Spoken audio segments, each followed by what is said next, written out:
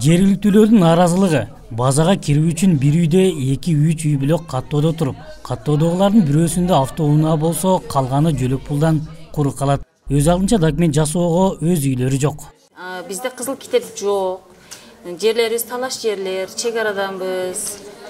Баткен районунун Актатыр айылынын тургуну Бурулай Каныбек кызынын 5 баласы бар. Ал учурда кайнатасынын үйүндө каттоодо турушат. Өз жеринде кызыл китеби жок. Санариптик негизде түндүктөн тийиштүү документтер алына турган болсо, каттоодо турган үйдө автоунаа болгондуктан бул үй бүлө жөлөк пул ала албай калат.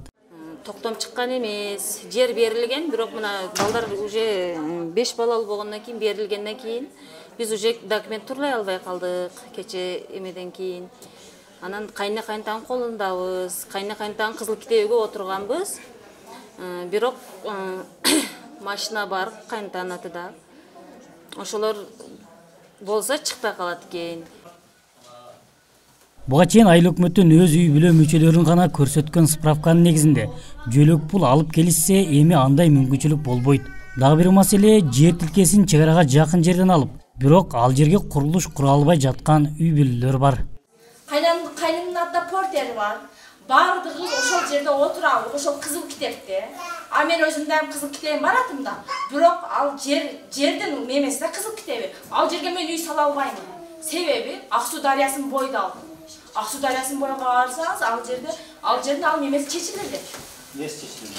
Кызыл эмес. Баткен райондор аралык эмгек социалдык камсыздоо жана миграция башкармалыгы 2023 жылдан тартып бардык тийиштүү документтер санариптик негизде жүргүзүлөөрүн билдирди. Ал эми үй бүлө мүчөлөрүндө материалдык жактан жетиштүү болсо, жөлөк пул ала алышпайт. Буга чейин кайнатасы, кайненеси пенсияда болсо, пенсиялар эсептелинбейт.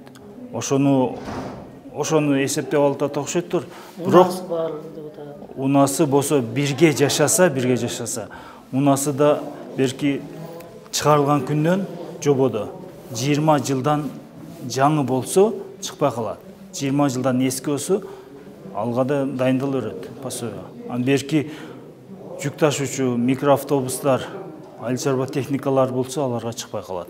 Жөлөк пул алуу үчүн ар бир үй бүлө жерине кызыл китеп алып, үйүнө сөзсүз түрдө документ кылуусу зарыл. Чек арада жашаган айыл тургундардын маселеси ачык бойдон калды. Аскар Баймуратов, Бейтарап, Баткен.